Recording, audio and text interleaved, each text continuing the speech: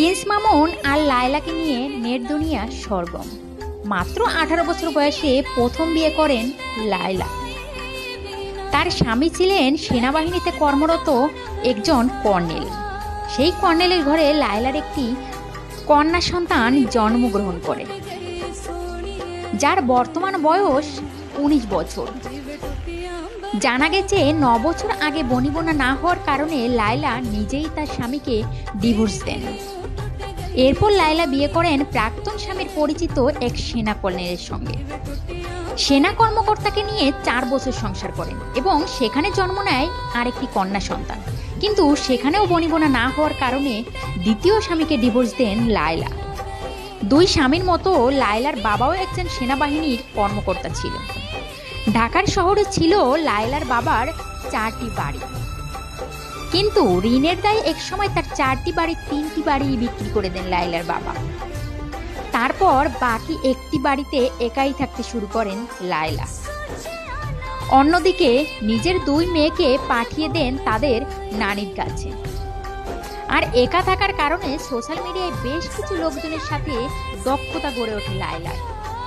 জানা যায় প্রিন্স মামুনকে বাড়িতে আনার আগে লায়লার বাড়িতে আরও একজন ইউটিউবার বসবাস করতেন।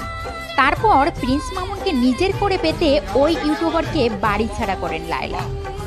দেশ বিদেশ নিউজ নামে একটি অনলাইন পোর্টালের দাবি 2018 সালে এক বিকেলে নদীর পাড়ে 17 বছরের প্রিন্স মামুনকে নিয়ে ঘুরতে যায় লায়লা।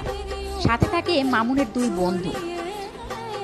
অন্যদিকে লায়লা আর মামুন একটা সময় ভ্রমণ করতে গিয়ে অসামাজিক কার্যকলাপে জড়িয়ে পড়েন তারা। সেখানকার স্থানীয় বাসিন্দারা লায়লা এবং মামুনকে হাতে নাতে ধরে ফেলেন। সাথে থাকা মামুনের 2 বন্ধু সেই সময় ঘটনাস্থল থেকে পালিয়ে যান। স্থানীয় বাসিন্দারা লায়লাকে পুলিশের হাতে দিতে চাইলে লায়লা মামুনকে নিজের ছেলে হিসেবে পরিচয় করিয়ে দেন তাদের। আর অন্যদিকে মামুন ওখানে লায়লাকে নিজের মা বলে সম্বোধন করতে থাকে। পরে একটি কিশোর গ্যাং হাজির হলে তারা লায়লার কাছে একটা মোটা অঙ্কের টাকা দাবি করেন। পরে লায়লা মোটা অঙ্কের টাকা দিয়ে ঘটনাস্থল থেকে মামুনকে নিয়ে পালিয়ে আসে। এরপর মামুন লায়লার বাড়িতে গিয়েই ওঠেন। বহুদিন বিবাহ বহির্ভূত সম্পর্ক চালিয়ে যান তারা। পরে 2 বছর আগে লায়লার চাপে পড়ে মামুন তাকে বিয়ে করতে বাধ্য হয়। বর্তমানে লায়লার বড় মেয়ের বয়স 19 বছর। অন্যদিকে প্রিন্স মামুনের বয়স 22 বছর। সেই হিসেবে লায়লার মেয়ে মামুনের থেকে 3 বছরের ছোট। কিন্তু তারপরেও মামুনের পরিবার লায়লাকে মেনে নেয়। কিন্তু এখানে বিপত্তিটা বাঁধান মামুন নিজেই। একটা সময় পর লায়লাকে আর তার ভালো লাগে না এবং লায়লার বাড়ি থেকে চলে যেতেও দেখা যায় তাকে।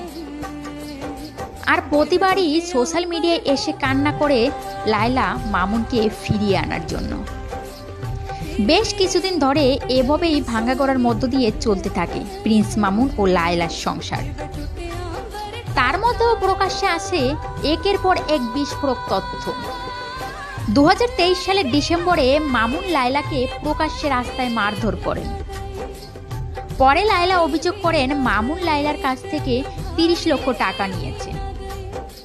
এমনকি লায়লা ও মামুন একসাথে এক ঘরে থাকার কারণে লায়লার পরিবার লায়লার সাথে সম্পর্ক ছিন্ন করেছে।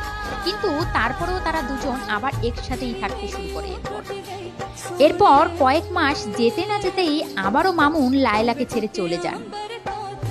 লায়লার জন্য মামুনের ক্যারিয়ার নষ্ট হয়েছে বলে অভিযোগ করেন। আর এই কথা শুনে রীতিমতো ক্ষুব্ধ হয়ে ওঠেন লায়লা। মামুনকে বস্তির ছেলে বলতেও দ্বিধা করেন না লায়লা। আর সেই সাথে সাথেই সোশ্যাল মিডিয়ায় জানান এবারেই শেষ, আর মামুনের সাথে জড়াবেন না তিনি।